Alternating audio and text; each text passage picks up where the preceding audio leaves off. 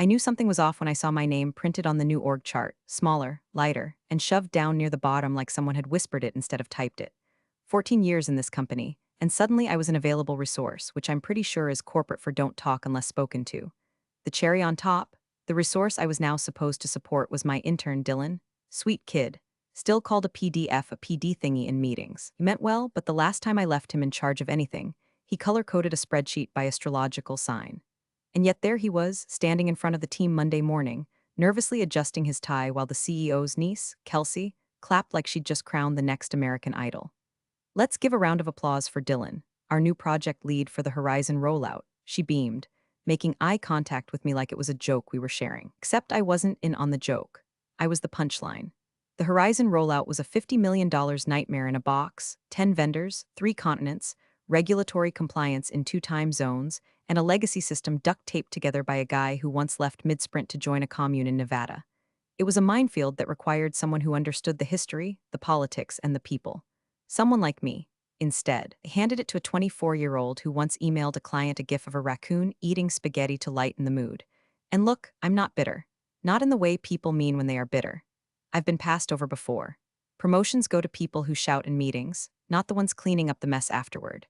I'm the one who stays late without logging hours, who brings in muffins when morale is low, who remembers which project manager has a peanut allergy and keeps the break room safe.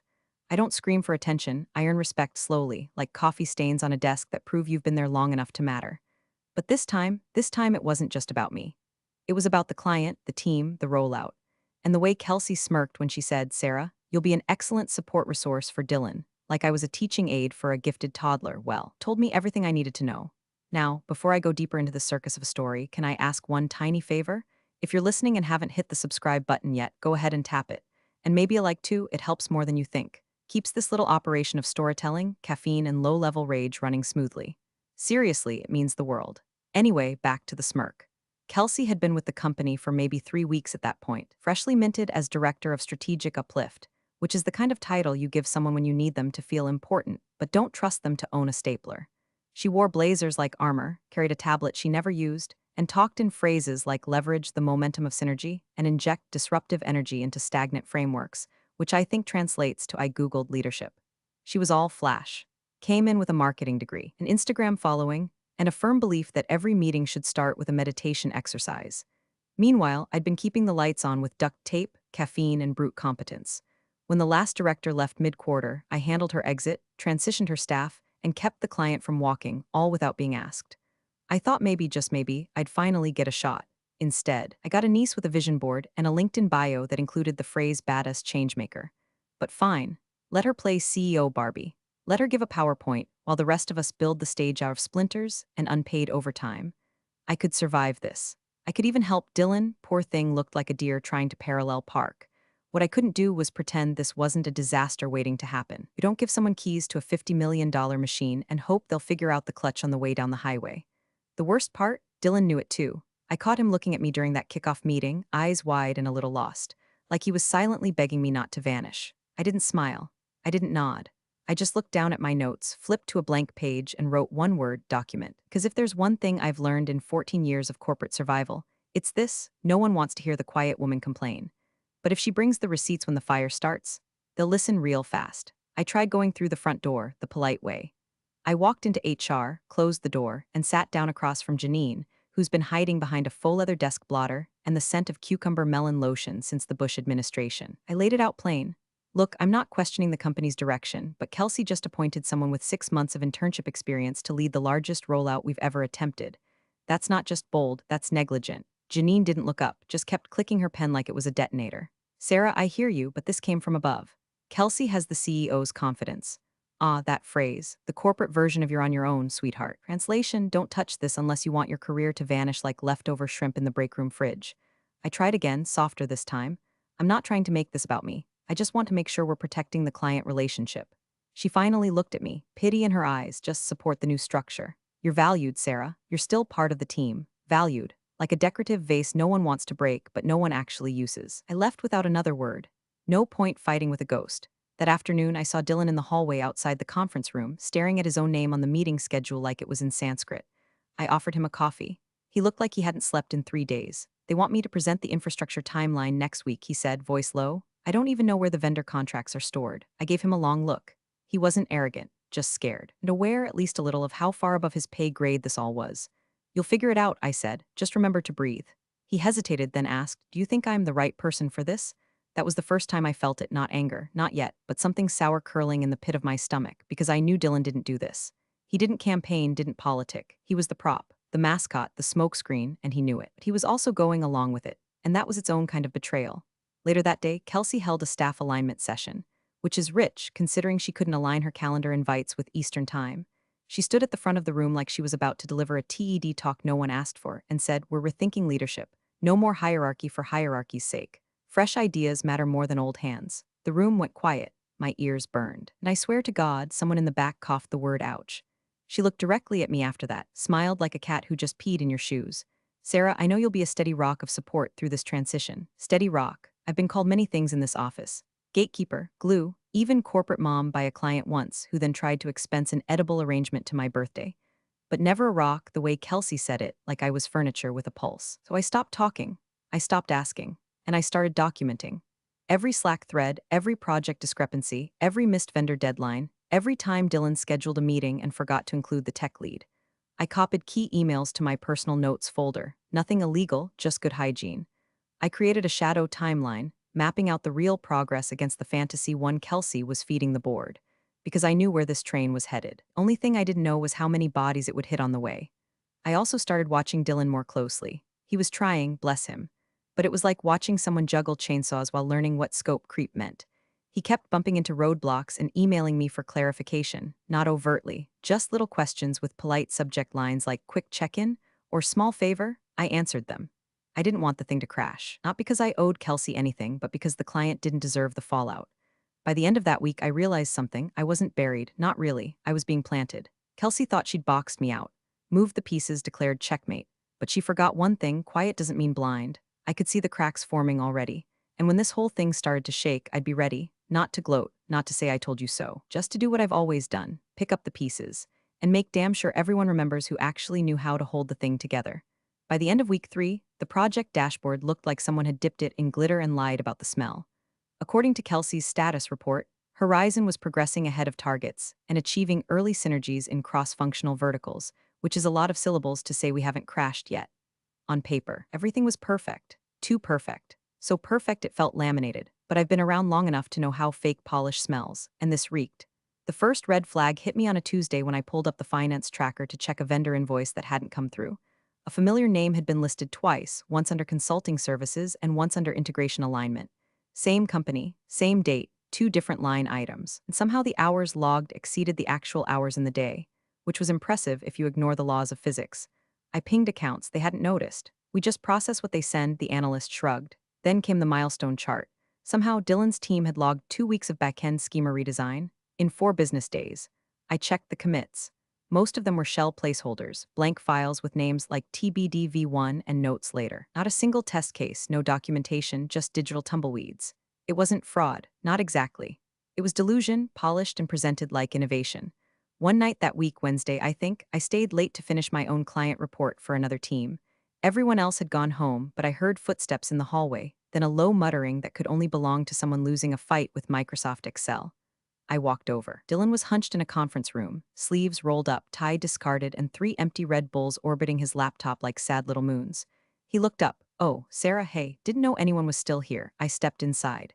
Midnight Oil, he ran a hand through his hair. They need a working prototype for the early demo Friday. The API's not stable. The integration sandbox is down, and I just realized I scheduled the client walkthrough the same day as the mock security audit. Rookie move, I said, not unkindly. I don't know what I'm doing, he admitted, quiet, like a kid confessing to cheating on a test and hoping for mercy. I leaned against the glass wall. Okay, first cut the walkthrough, say it's rescheduled due to a pending security review. Sounds official, makes you look proactive, not panicked. He blinked. That's good. Second, show them the live build, run a click-through simulation. Screenshots stitched together in a slideshow. Looks real, buys time. He typed as I spoke, nodding fast. Third, I added, run a fake latency test tonight. Post the results first thing in the morning. Say you're benchmarking performance against load. They'll think you're ahead of the curve. He looked up, eyes wide. How do you know this stuff? I didn't answer. just pushed off the wall and walked out with a soft, "Get some sleep." "Dylan, you look like you've been surviving on fear and vending machine peanuts." Behind me, I heard him whisper, "Thank you." And I hated how much that stirred something in me, because I wanted to be mad. Still did, but I couldn't watch him drown. The next morning, the demo went fine. The client was impressed by the interface flow. Kelsey took selfies in front of the conference room and posted a LinkedIn update about youth-led innovation in legacy spaces. Dylan said nothing, just looked at me across the hallway like a soldier who made it through basic training because someone slipped him a map. That night, I started a new file in my backup drive. Coaching logs, not to throw him under the bus, not to cover my ass, just in case. If things went bad, someone needed to know the truth. I was becoming a ghost in my own office, unseen, unheard, but quietly moving things into place. I wasn't in the spotlight. Kelsey had made sure of that. The pieces were shifting, and I was the only one who knew how brittle the whole damn structure was. I didn't need credit. I needed the project not to implode. But part of me, just a small, sharp part, also wanted the reckoning. The moment where the house of cards would wobble and someone would ask, "How the hell did this stay standing?" And I'd be able to say, "Because I held it." He started showing up at my desk around 7:15 a.m., just before the floor filled with the sound of forced laughter and burnt coffee. Always the same greeting, quick question, followed by a sheepish look that said it was anything but quick, and always with that same folder tucked under his arm, like it might bite if he held it wrong. I didn't tell him to stop. I didn't tell anyone he was coming, either. It became a quiet little rhythm, Dylan dropping by with fresh panic in his eyes, he untangling his messes like old Christmas lights. No praise, no performance reviews, just clean execution and a handful of sticky notes that slowly morphed into entire contingency frameworks. He'd leave my desk with a plan. I'd watch him go with a sigh. The funny part, he was learning, fast, not perfect, not polished, but you could see the gears turning now. The way he handled status updates improved. He stopped overpromising. He started asking the right questions, not just what should I do, but what's the fallout if I don't? That kind of thinking doesn't come from management webinars. It comes from survival. Meanwhile, Kelsey had transformed into a one-woman PR tour. One morning, I saw her being filmed in the lobby by our social media intern, delivering a monologue about elevating underrepresented perspectives in leadership pipelines. I think she meant Dylan, or herself, or maybe the ficus. She strutted through the office like she was scouting locations for a reality show. She'd forward Dylan's heavily edited progress updates to the board with subject lines like next-gen leadership, at work flexed biceps, and proof that bold bets equals big returns. At one point, she even emailed a client to introduce herself as the key strategic visionary behind Horizon's transformation timeline.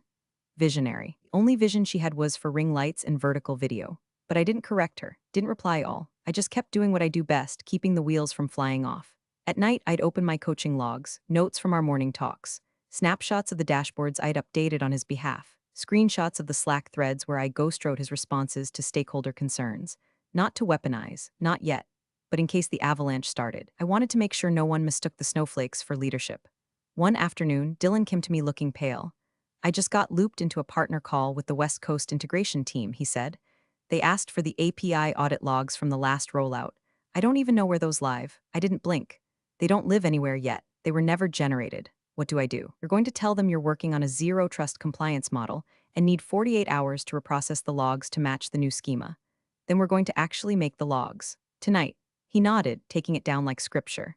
Later that week, Kelsey posted a company-wide update that started with, "Every great leader knows when to step aside and let the new guard shine." I'm thrilled to see Dylan trailblazing new paths with such confidence. That was the day I started backing up the entire Horizon folder onto an encrypted drive. Not because I didn't trust the system, because I did. The system protected people like Kelsey, loud, shiny, and full of executive lingo. People who could crash a company in heels and still get a LinkedIn endorsement for thought leadership. I knew how this could end. Best case, the project limped across the finish line and Kelsey took the credit. Worst case, it exploded. Dylan became the scapegoat, and I'd be the ghost they forgot to blame, the resource, the rock. But every day, Dylan got sharper. Not because of Kelsey's mentorship, she hadn't had a real conversation with him in 2 weeks, but because he kept coming back, kept asking, kept absorbing. He'd still stumble sometimes, but now he caught himself. And every time he did, I felt this strange thing rise in me, not pride exactly, but something older, something deeper, like watching a stray cat figure out how a screen door works. Still, I never smiled when he got it right. Never said good job, that wasn't the deal. This wasn't mothering, this was triage. The fire hadn't started yet, but I could smell the smoke in the wiring, and I was the only one reaching for the extinguisher. The moment she said it, "We're currently tracking 6 weeks ahead of schedule," you could feel the boardroom exhale like it had just finished a spa day in Maui. Applause erupted. One of the VPs actually muttered impressive under his breath like he'd just watched someone build a rocket out of popsicle sticks. I stood against the wall near the coffee cart, paper cup in hand, wondering if anyone else noticed that the ship they were clapping for had a hole the size of an SUV in its hull. Dylan didn't clap, didn't smile. He just stared at his shoes, left foot twitching like it wanted to leave the room without him. Kelsey beamed, flipping to a slide with graphs so smooth and upward trending, they may as well have been pulled from a Wall Street stock fantasy. We've completely restructured our back-end processing, she said, clicking through a bullet point that referenced streamlined architecture improvements she wouldn't recognize if they fell on her manicure. Every data point on that screen was technically true, but contextually hollow. Delays hadn't happened yet, but they would. The foundation wasn't finished. The testing hadn't started, and the QA team was still working off outdated documentation Dylan didn't know he was supposed to update. But the real killer? The promise. 6 weeks ahead meant one thing in that room, a faster launch, which meant client expectations would shift. Contractual obligations would tighten. Budgets would be locked. There wouldn't be room to fix anything once things cracked open, because now, thanks to Kelsey's little TED talk, everyone thought it was already done. I watched her finish with a flourish about youth-driven execution velocity, and then I did what I always do. I opened Outlook, composed a new email. Subject line, urgent, load testing, body we need to talk, tonight, no delays, bring whatever numbers you have, even if they are ugly. I hit send before I could overthink it. Across the room, I saw Dylan flinch when his phone buzzed. He glanced at the screen, then looked up at me with this quiet look of thank God, and oh no braided together like a noose made of caution tape. After the meeting, I didn't stick around for the catered wrap sandwiches or the obligatory small talk about quarterly outlooks. I walked straight to the elevator and rode it alone, my reflection looking back at me in the brushed metal wall, tired, sharp-eyed, and one step ahead of the collapse, because now there was a clock ticking. They wanted a launch date, they wanted a press release. And somewhere between the fake velocity metrics and Kelsey's red lipstick lies, the Horizon project had gone from salvageable to sacrificial. I called Dylan that evening. No pleasantries. Have you run any load tests? I ran one last week, but the response times were all over the place. I didn't include them in the report. Of course you didn't, I said. That would have made you honest, and honesty would have made you unemployed. Silence. Listen, I continued, we're going to run 3 full scenarios tonight, not the pretty ones. The ones that break things. You'll present sanitized results tomorrow, enough to buy us breathing room. But the board thinks we're ahead. They think a Barbie doll is steering a battleship, I snapped. Don't try to steer. Try not to hit the reef. We ran tests until nearly 1 a.m. The results were worse than I expected. Transaction failure rates spiked after 300 concurrent users. Database queries stacked like unpaid bills. Error logging wasn't even enabled in 2 key modules. Dylan took screenshots with shaking hands while I dictated a memo draft he could send to the tech leads without sounding like he was blowing a whistle. When he finally leaned back in his chair, he asked quietly, "What happens when they find out?" "They won't," I said, closing my laptop. "Not if we fix it first." And that's when I realized what I had become. Not a mentor, not a guide, a cleaner. I was the one scrubbing the blood off the marble while the executives toasted above me. And Kelsey, she was up there somewhere, sipping champagne on the deck of a ship I was bailing out with a solo cup. But the water was rising now. Fast. And when it reached her heels, I wanted to be the one standing dry on the dock, holding the damn blueprint. It started with a 2-sentence email from a client rep in Chicago. We're seeing latency spikes in the sandbox environment. Please confirm failover readiness. I read it twice before forwarding it to Dylan. A minute later, he pinged me. Is that bad? Yes, Dylan, it's bad. It's real bad when a client catches your infrastructure wheezing before you've even put it on the treadmill. I opened the admin panel and ran a health check across our integration environment. It looked like a damn haunted house, timeouts, retries stacking like Jenga blocks, and the CPU load graph doing an impression of Mount Everest. Somewhere in Oregon, one of our cloud clusters was quietly throwing up into its own cache. I checked the calendar. We were 8 business days from the soft launch, and now the cracks weren't just visible, they were screaming. Dylan called me before I could call him. I just got off with the security team. They say our token auth is reverting to default protocols under load. I don't even know what that means. It means your platform is about to start treating strangers like friends, I snapped. Did you get my packet? I did, but wait, is this the rollback protocol? I thought that was just insurance, it's your lifeline now, I said. We're done rehearsing, go live with it. He didn't argue. Meanwhile, Kelsey had gone radio silent. Her out-of-office reply said she was traveling for client engagement dinners. Her calendar showed her booked at a resort restaurant 2 zip codes away with the tag execaline WIN/WIN ops wine glass. I stared at the screen in disbelief. The project was catching fire and she was sipping wine with buzzwords. Dylan messaged me again. Chicago rep wants to see the stability log for Region 3. I don't have one. You do now, I replied, dragging a file from my private archive and renaming it to look like it came from his machine. Send this. I wasn't proud of it, but I also wasn't going to let 3 months of my quiet labor go up in smoke because someone got promoted for knowing how to hashtag. The client questions came in waves after that. Seattle wanted confirmation on encryption layers. Boston asked for real-time telemetry screenshots. Atlanta demanded to know why they were seeing sandbox bleed from a previous instance, a glitch that should have been buried 6 weeks ago. And through it all, Dylan relayed them to me like a scared kid passing notes to a substitute teacher. I didn't blame him. The project had turned into a full-blown hostage situation, and the only person with the manual was me. So I took the wheel. I compiled a crisis response packet with updated metrics, screenshots, and pre-written talking points. I rewrote our user provisioning doc in under an hour. I restructured the logging config and shipped it to Dylan with a line that read, "Deploy this by 3 p.m. and say nothing unless asked." He replied with a single word, "Done." The clients didn't relax, but they backed off, for now. At 5:46 p.m., the system crashed for 12 minutes. Our status page showed degraded performance in 4 regions. Kelsey, still MIA. Dylan sent me a Slack message that just read, "What if I can't fix this?" "You don't have to," I typed. "You just have to hold the line while I do." That night, I didn't go home. I ordered Chinese food to my desk, kicked off my shoes, and worked until my screen blurred. I reconfigured load balancers, resequenced job queues, pulled audit logs, spliced code like it was rope, and I was tying it around the waist of a sinking ship. By midnight, we had stability. Not perfection, but enough to stop the bleeding. I logged off, cracked my knuckles, and stared at my own reflection in the black screen. I looked like hell, but the system was standing, and Kelsey, she'd wake up tomorrow to glowing emails she didn't earn. I wasn't coaching anymore, I wasn't even supporting. I was piloting this whole mess through a storm she never saw coming. Quietly, invisibly, but not for much longer. It was supposed to be a quiet Tuesday. Rain outside, stale bagels in the break room, and just enough silence to get through patching the regression bugs from last night's code freeze. But at 9:03 a.m., everything shattered. The front desk called up with a voice like someone had just seen a ghost. Sarah, there's a man here from Signerline Corp. Says his name is Mark Callahan. He's asking for a live walkthrough of the Horizon deployment." My mouth went dry. Signerline was one of our highest value clients, not the kind that makes polite suggestions via email, the kind that shows up in person when they smell blood in the water. "Put him in conference B," I said, already moving. I found Dylan pacing near the elevators, holding a laptop like it might explode. "He's here early," he hissed. "We weren't supposed to meet until next week." "They want answers now," I said. "Do you have the dashboards prepped?" His face told me everything. I only have the staging snapshot from last week." "Then we use mine." I pulled out my encrypted thumb drive and pointed toward Conference B. "You're going to introduce him. Smile, offer coffee, stall for 5 minutes. Then I'll join as support." "But no time, Dylan, move," he went. I ducked into my office, connected to the secure backup server I'd mirrored from the night before, and preloaded a suite of real-time dashboards, system health, latency averages, deployment status, and regional uptime. Then I walked in like I belonged there because in truth I did, more than anyone else in this damn building.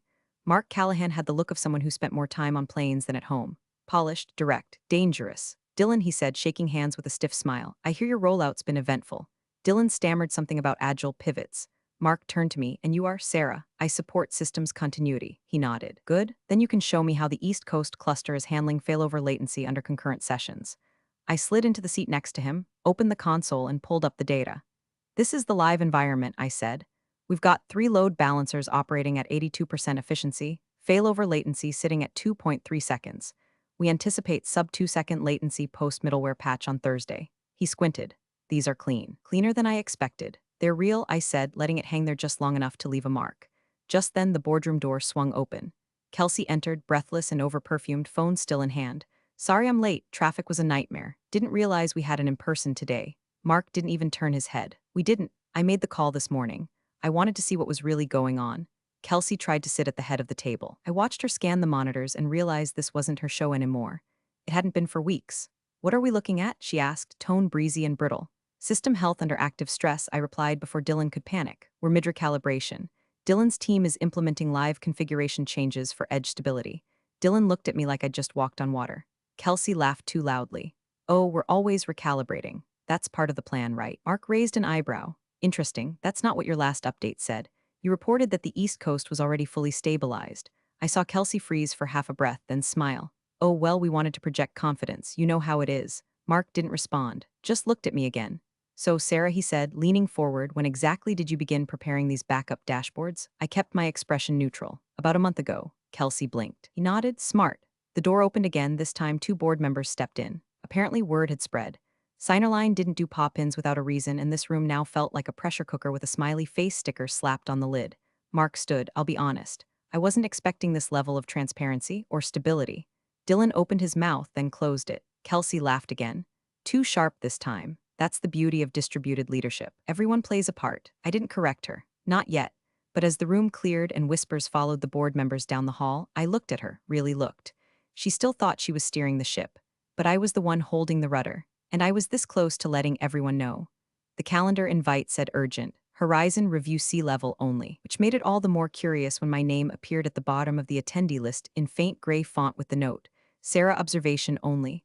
Observation, huh? I wore black, sat near the wall again like furniture. No laptop, just a slim leather folder and the tiniest smile I've ever allowed myself in that building. The boardroom was packed before the hour. Everyone buzzed with that specific corporate energy that comes when a client skips the chain of command and goes straight for the jugular. Kelsey arrived 5 minutes late, fresh blowout, gold pen in hand like she was going to autograph a book she hadn't written. Dylan was already seated, hunched, face pale. He looked like a kid who'd been caught sneaking a beer and expected prison time. The CEO entered, expression unreadable.